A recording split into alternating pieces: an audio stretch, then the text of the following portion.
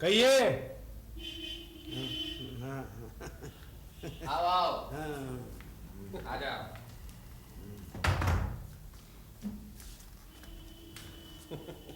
क्या हुआ, पुलिस आई? हाँ, 11 बजे। किस राम राज्य में हैं आप? सबको धमकाया पुलिस ने और लाश लेकर चले गए। किसी से कुछ पूछा? हाँ? किसी से कुछ पूछा? हाँ, पूछा था कौन कहाँ है। हाँ। और फिर जिस तेजी से आए ना उसी तेजी से चले गए। पुलिस के अलावा और कौन आया? निमाई नेता आए थे? न। हाँ? अच्छा, आप तो घर के आदमी है ना? हैं? हाँ। तो आप क्या समझते हैं कि खूनी कौन हो सकता है?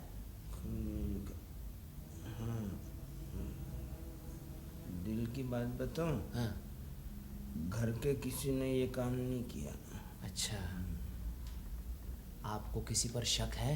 हाँ, शक तो सभी पर है, लेकिन कुछ यकीन नहीं होता। लेकिन मैं यकीन के साथ कह सकता हूँ कि ये काम वो दोनों जुड़वा भाइयों का ही है। अच्छा। हाँ, अरे घर के लोगों को अनादि बाबू को मार के क्या मिलेगा? सब उसी की तो खाते थे। अब तो खाने पीने के लाले पड़ जाएंगे। खाने के लाले? हाँ। क्यों? वो मधुबाला पीछे पड़ी है, भगाना चाहती है। अच्छा, हाँ। भगाना चाहिए। अच्छा, आप तो कह रहे थे कि आप अनादि बाबू की कुछ गुप्त बातें जानते हैं, चाहे तो उन्हें फांसी पर लटकवा सकते हैं। किसने? मैंने कहा? हाँ। नहीं, वो तो ऐसे नशे पत्ते में बक दिया हुआ कुछ तो मैं जाता हूँ। अरे नहीं, अरे सुनिए तो सही। ना बताना चाहे तो मत बताए, मुझे क्या लेना देना उसमें। लेकिन आज रात का खाना आप हमारे साथ खाएंगे। हाँ? खाना? आप कह रहे थे ना कि वहाँ पे गड़बड़ है। हाँ। हाँ, आपके लिए कुछ रंगीन पानी का इंतजाम भी कर देंगे। हाँ? नेकी और पूछ कब आऊँ, कितनी बजे आऊँ? अब 7:30 बजे आ जाइए। मैं ना भी रहूं तो पूटीराम सब बंदोबस्त कर देगा। हाँ? मैं जल्दी आ जाऊंगा। नहीं, आप ना भी आए तो भी चलेगा, मैं तो आ जाऊंगा। अच्छा। 7:30 बजे, 7 बजे आ जाऊंगा। अच्छा। चलो। हाँ।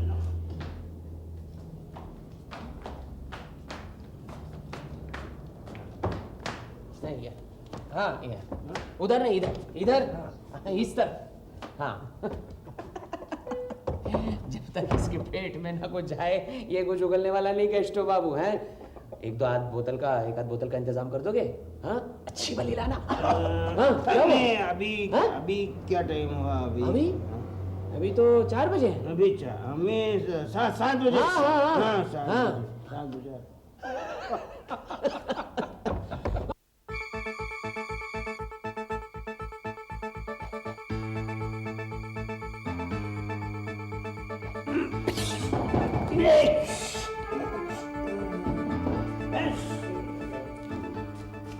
अरे केष्टो बाबू, ये क्या हो रहा है? हाँ? अरे क्या हो क्या रहा है ये? हाँ? तीन बटेर मार दी। 3 बटेर मारे? अच्छा, कैसे मारे आपने? ऐसे ऐसा अरे गुड़ुम तो बंदूक की आवाज है, ये तो मैं जान गया, लेकिन ये क्या है? फिश मतलब वो पंछी के प्राण पखेरु उड़ गए? चलो अभी आप भी उड़ जाइए। उड़ जाइए। हाँ, उड़ जाइए। कहीं नहीं जाना, बस यहीं पे जमीन पर इस तरह लड़खड़ाई मत। हाँ, आराम से। ओ शाबाश। यहाँ आगे नहीं, पीछे। अजीत साहब पकड़ना। बैठिए कुर्सी। अरे बैठिए। अरे कहाँ? यहाँ आराम से बैठिए। हाँ, ठीक है। केष्टो बाबू, अरे चिड़िया तो मार ली है, कभी आदमी मारा है? अरे घबराइए मत यारो, दोस्तों में क्या शर्माना। आपको बताऊं, मैंने भी 3 लोगों का खून किया है। हाँ, अरे पूछ लीजिए अजीत बाबू से। हाँ। नहीं, मैंने तो नहीं मारा, लेकिन गिरोह में था।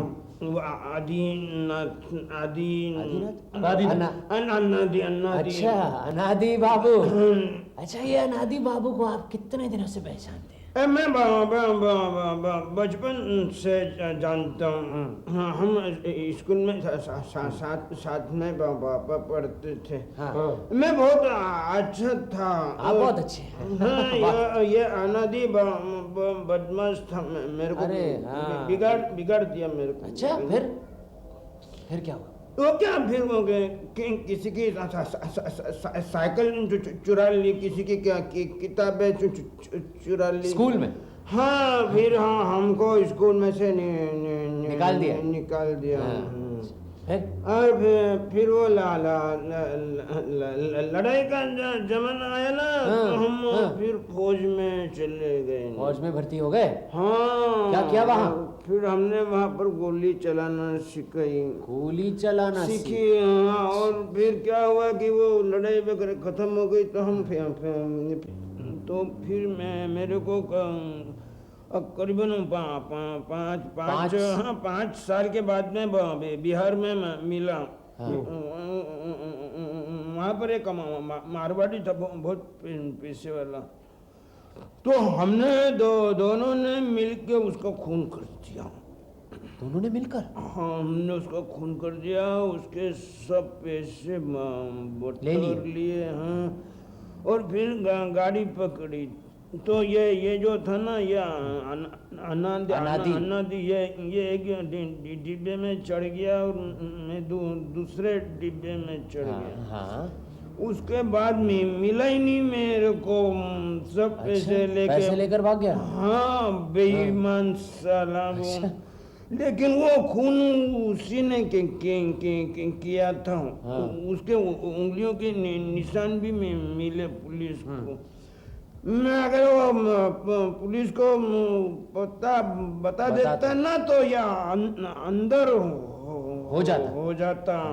हाँ, और फिर मेरे को मिला ही नहीं। फिर अभी 2 साल पहले मिला कि देख, मैंने अगर पुलिस को बता दिया तो तू अंदर हो जाएगा, अंदर हो जाएगा। और क्या कहा? तो वो क्या बोल रहा कि नहीं, तो मेरी भी हालत बहुत खराब थी। तो मैंने क्या बोला उसको कि देख मेरे खाने में पीने का इंतजाम तू करता हो तो मैं पुलिस को नहीं बताऊंगा। तो तब से मैं उसी के साथ में हूँ, क्योंकि खून की बात कभी बंद नहीं होती ना। बंद नहीं होती? हाँ, बंद नहीं होती। हाँ, कभी बंद नहीं होती खून की बात। नहीं होती। हाँ, ये तो जानते हैं ना। हाँ, खून की बात कभी बंद नहीं होती। हाँ?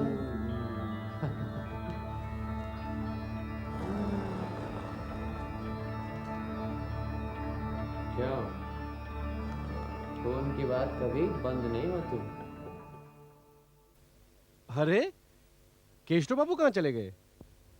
कल रात जो पीकर नशे में उगल पड़े, सुबह एहसास होते ही भाग गए। किससे चिट्ठी लिख रहे हो? ये लो पढ़ो। प्रिय रमेश, इतने दिनों बाद मेरी याद भी है या नहीं? हम इकट्ठे कॉलेज में थे। कॉलेज में मुझे शर्लॉक होम्स कहते थे। नृपेंद्र दत्त नाम का एक शख्स है, उसे पता चला तुम अपने गांव में ही हो। नृपेंद्र तुम्हारे गांव का ही है, तुम क्या उसे पहचानते हो? तुम्हारे ही पड़ोस का लड़का है। उसके बारे में जानना चाहता हूं। कलकत्ता जरूर आते जाते रहते हो, अगली बार आ जाओ तो जरूर मिलना। पता लिख दिया है। प्रीति और शुभेच्छा के साथ, ब्योमकेश बख्शी। अब ये सुनो। निमाई बाबू और नेताई बाबू, अनादि हलदार के मकान के सामने वाले होटल के 3 मंजिले के कमरे की बात हमें पता चल गई है। आप दोनों फौरन मुझसे मिलिए, नहीं तो ये बात फौरन पुलिस तक पहुंच जाएगी। ब्योमकेश बख्शी। क्यों, कैसी लगी? कुछ बात तो है। अब इन दोनों को फौरन पोस्ट करो और हमें जाना है दयाल हरी मजूमदार से मिलने। पता मालूम है ना?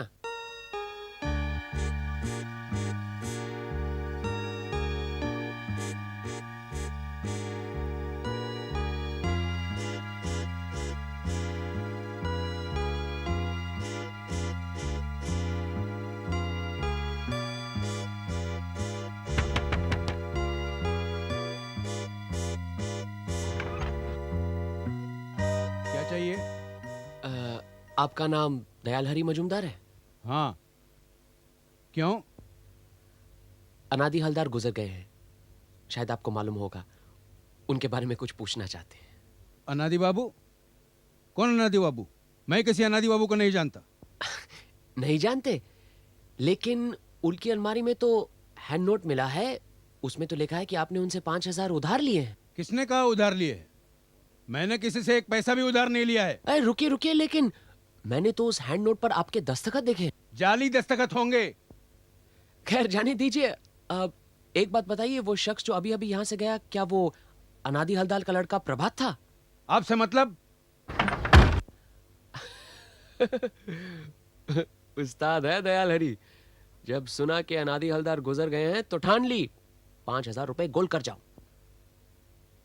मुझे लगता है कि हैंड नोट पर भी उल्टे सीधे दस्तखत कर दिए होंगे। कभी कुछ मामला हुआ कह दूंगा दस्तखत तो मेरे नहीं है। अजीत, असल मुद्दा तो ये है कि अनादि हलदार ने इसे 5,000 उधार क्यों दिए, और वो भी बिना कुछ गिरवी रखे। चलोगे भी? हाँ, लेकिन पता तो करना होगा। आइए।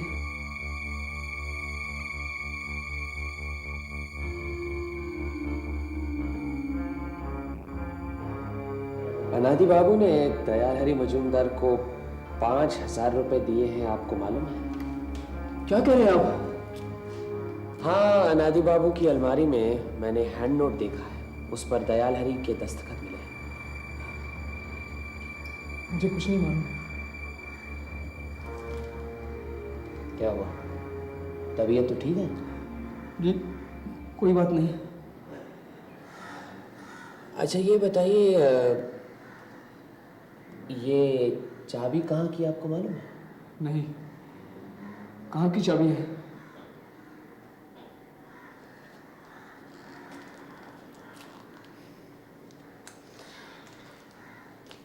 चलो। 2 चिट्ठियां हैं, एक सत्यवती की है पटना से, दूसरी रमेश मल्लिक की खजूरहाट से। ये पहले पढ़ो पढ़ो।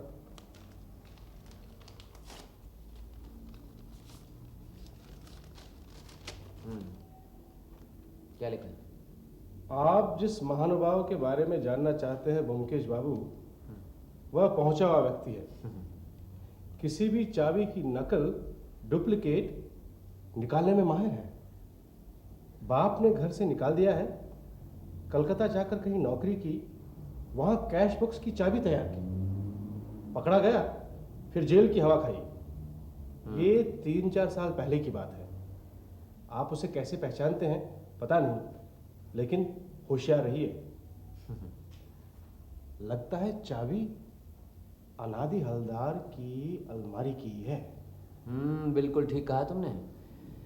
निर्भय ने अलमारी की चाबी बनाई, अलमारी में माल होगा, शायद उसने यही सोचा था। मौका देख रहा होगा। ये भी हो सकता है कि कुछ हथियार भी लिया हो। फिर दिवाली की रात देखो,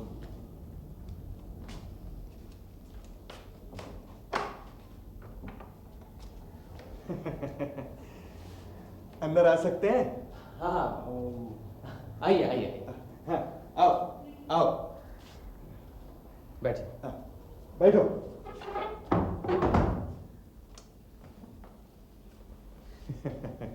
ब्योमकेश बाबू, आपने जिस तरीके से चिट्ठी लिखी, बेचारे दोनों घबरा गए, दौड़े हुए मेरे पास चले आए।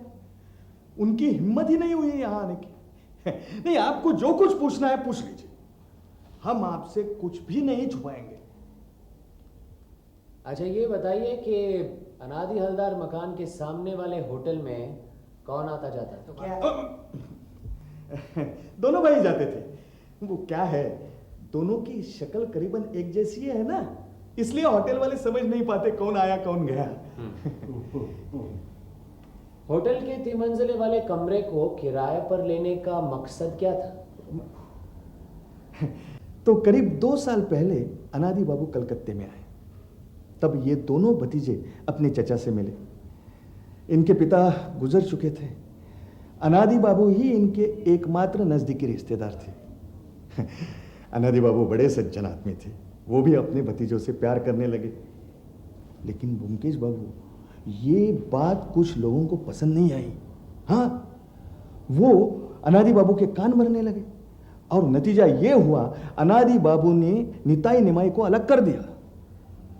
अनादि बाबू के निताई निमाई कानूनन वारिस है, तो उन्हें डर लगा कि ये दुष्ट लोग उनके चचा को फुसलाकर कहीं उनकी सारी जायदाद हथिया न ले या तो उनका खून कर दे।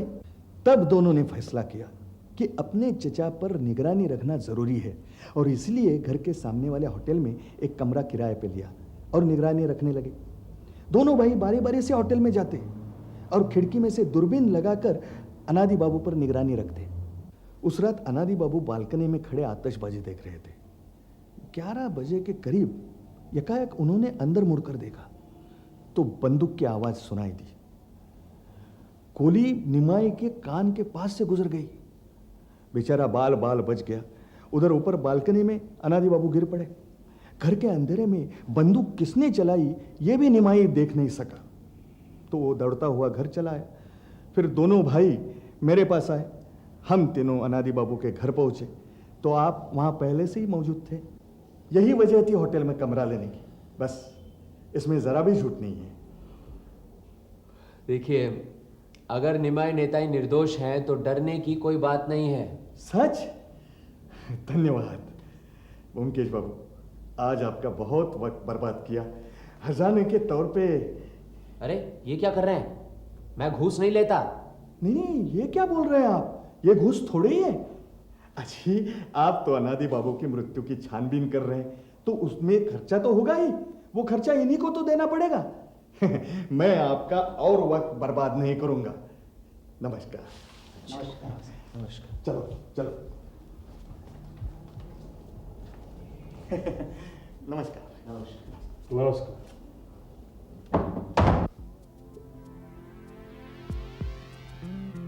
घूस कैसे दिया जाता है आज ये भी सीख लिया।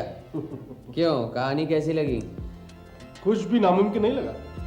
तुम ऐसी कहानी लिख सकते हो? लो टेलीफोन करो। अरे अब किसकी याद आ गई? विकास से बात करनी है।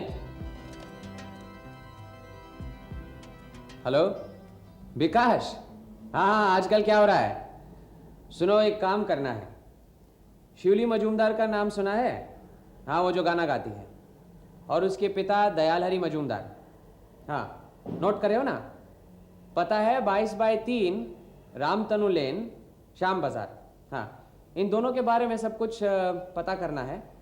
खास करके ये कि अनादि हलदार और प्रभात हलदार के साथ क्या संबंध है। नहीं नहीं, 1-2 दिन की बात नहीं है।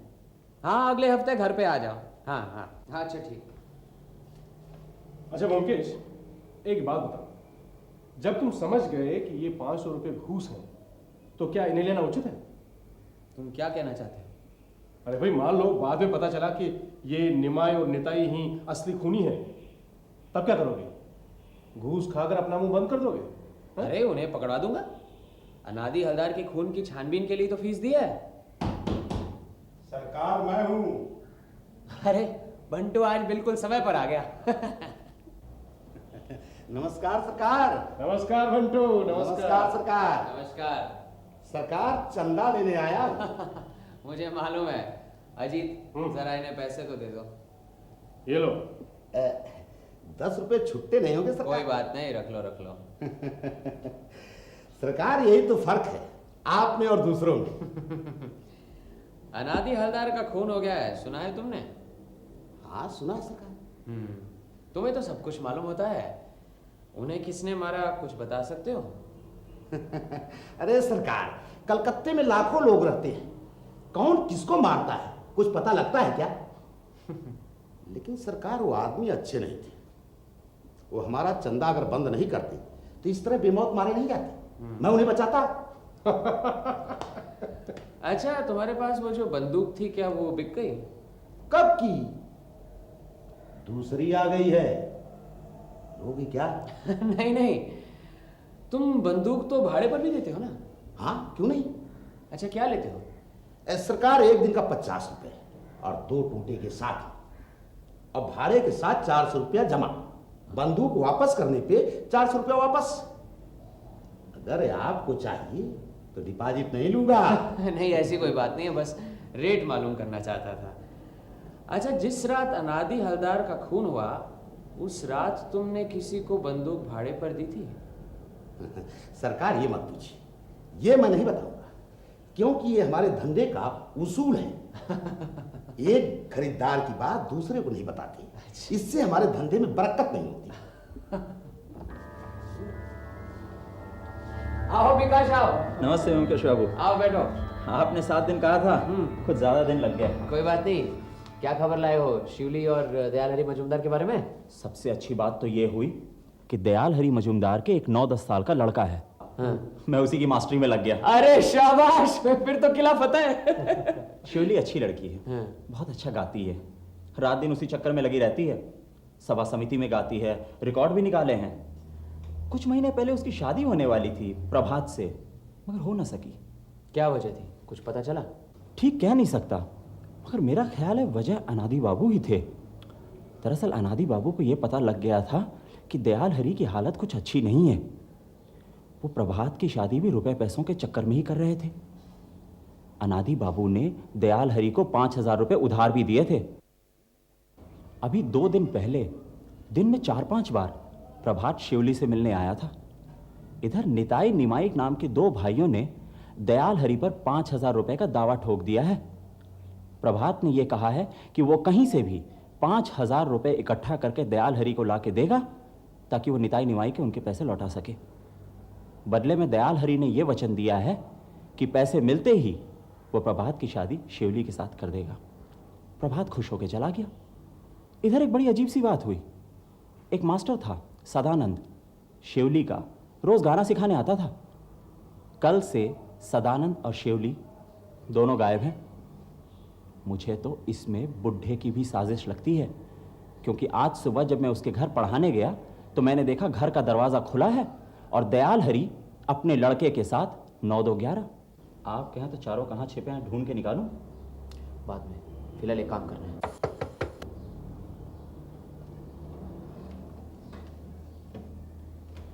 आ जाओ, दरवाजा खुला है। प्रभात, आओ आओ आओ, बैठो।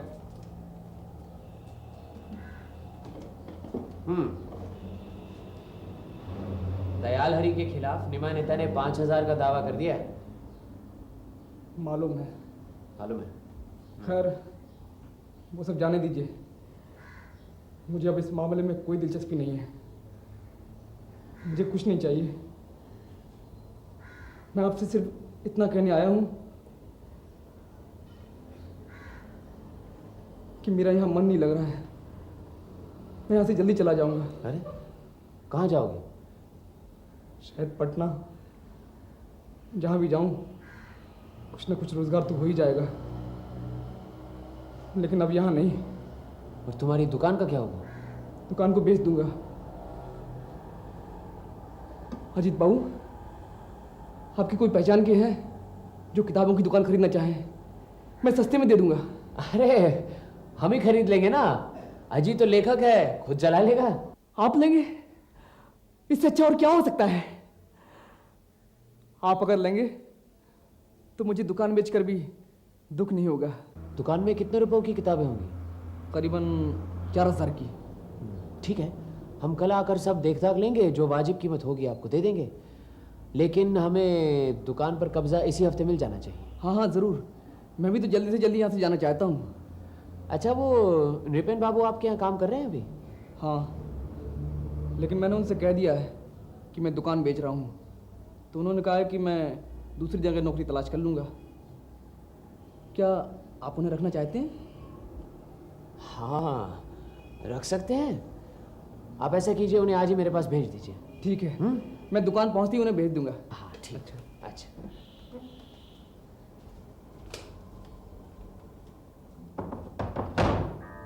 अरे विकास,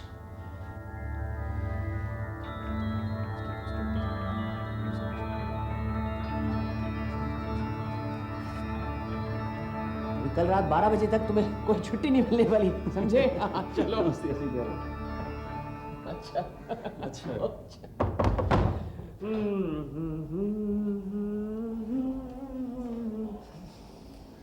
मामला क्या है? अरे सस्ते में दुकान मिल रही है, फायदा नहीं उठाएंगे? है तुम्हें तो मंदे सा काम मिल रहा है, बुक स्टोर पब्लिशिंग हाउस। आजकल किताबें लिखने से कुछ नहीं होता। हाँ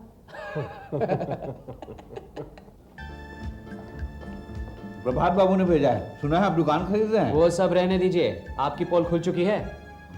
कैसी पोल? आपके गांव के रमेश मल्लिक मेरे दोस्त हैं। अनादि हलदार की अलमारी की चाबी आपने बनाई है।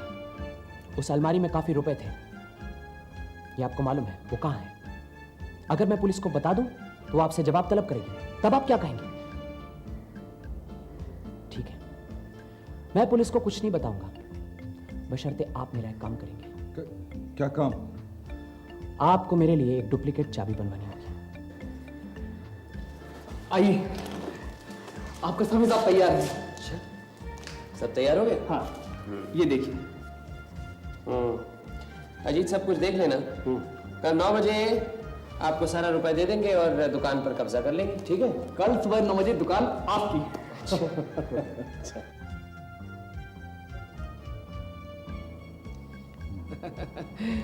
धन्यवाद।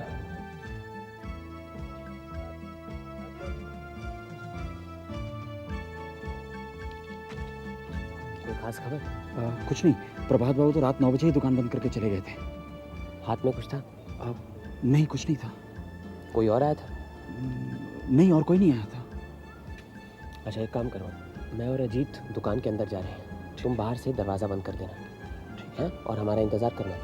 कितना वक्त लग जाए कुछ कह नहीं सकता, और अगर कोई आए दरवाज़ा खोलकर अंदर आना चाहे तो उसे आने देना, रोकना मत। हाँ, चारों तरफ पुलिस तैनात है, उन्हें सब मालूम है, तुम घबराना मत। हाँ, यहीं रहना। चलिए।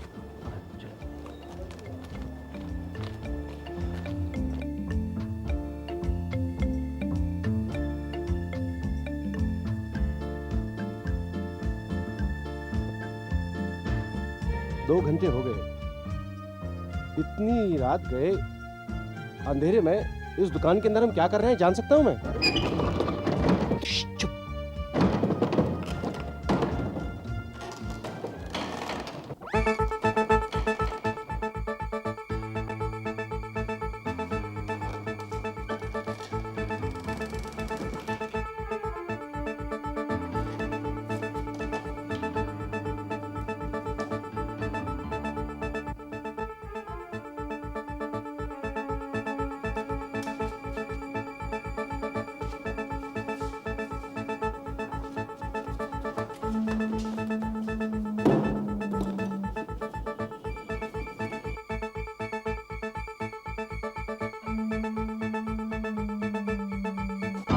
थैला मुझे दीजिए। ब्योमकेश बाबू आप? जी हाँ, मैं और अजीत भी। थैला दीजिए मुझे, बाहर पुलिस भी है। अजीत, हाँ? इसे रखो, किताबें काफी कीमती है। चलिए प्रभात बाबू। कहाँ? Police station?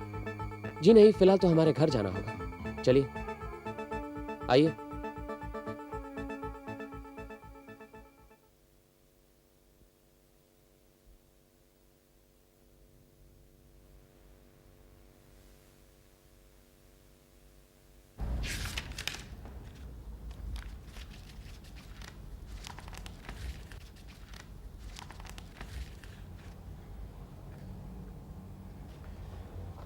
इन्हीं रुपयों की वजह से अनादि बाबू का खून किया तुमने?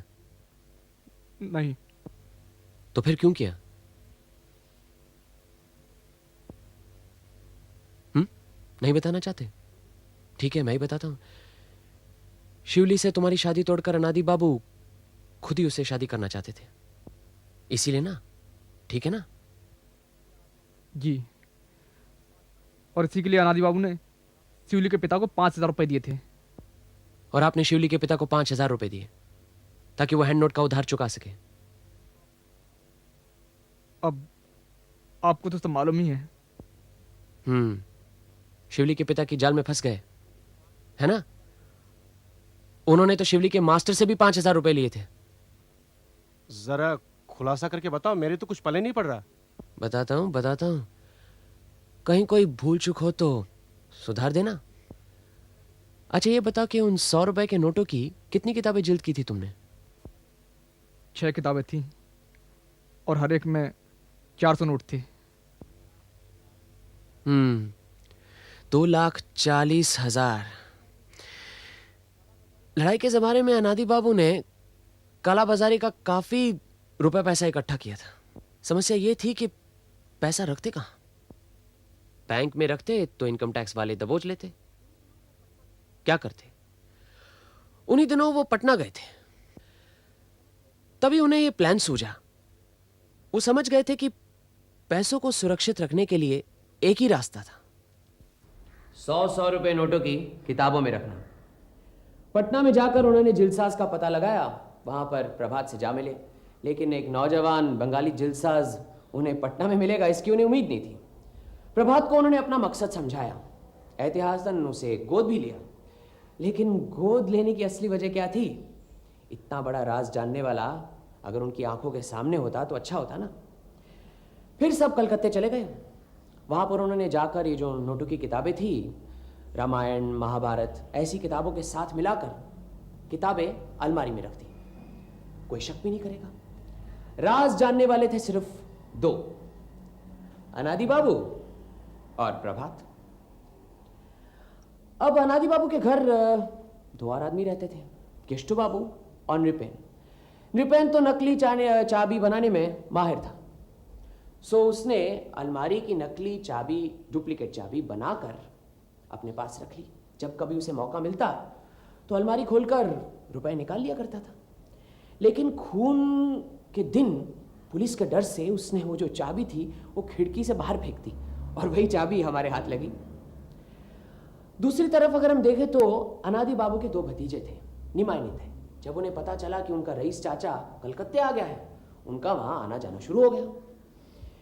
अब सब कुछ ठीक चल रहा था, लेकिन बात यहां पर अटकी जब शिवली मजुमदार इनकी जिंदगी में आई। प्रभात शिवली से प्रेम करने लगा। बात शादी तक पहुंच गई। जब अनादि बाबू शिवली के घर उसका रिश्ता तय करने के लिए गए तो वो मुक्त हो गए और उनकी नीयत खराब हो गई। वो चाहते थे कि वो खुद ही शिवली मजुमदार से शादी करें। दयाल हरि मजुमदार ने इस मौके का फायदा उठाया। सोचा कि भाई रुपए बनाने का यही एक मौका है। तो बात 5,000 पर पक्की हो गई और ये फैसला कर लिया कि जब शिवली मजुमदार की शादी अनादि बाबू से हो जाएगी तो वो 5,000 का हैंड नोट जो है वो फाड़ दिया जाएगा। प्रभात को पता चला कि उसकी शादी टूट गई है, लेकिन जब उसे यह मालूम हुआ कि शादी तोड़ने वाला और शिवली से शादी करने वाला और कोई नहीं बल्कि अनादि हलदार है, तो वो बौखला उठा। फिर दिवाली की रात अनादि बाबू का खून हो गया। उस रात करीब 11 बजे घर पर कोई नहीं था सिवाय अनादि बाबू के। भीतर से दरवाजा बंद था, लेकिन अनादि बाबू हमेशा छत का दरवाजा खुला रखते थे।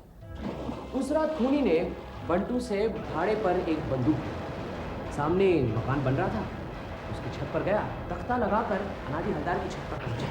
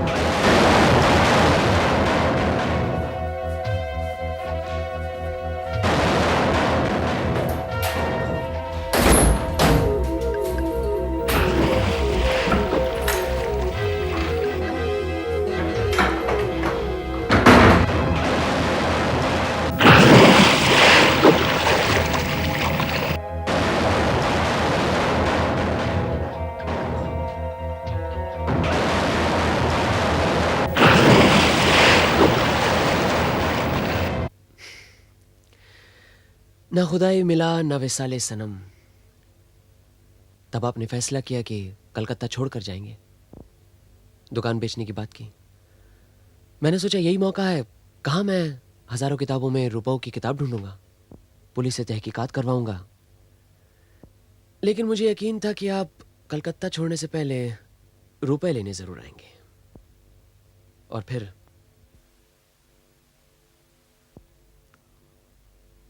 आपने जो कुछ कहा बिल्कुल ठीक कहा।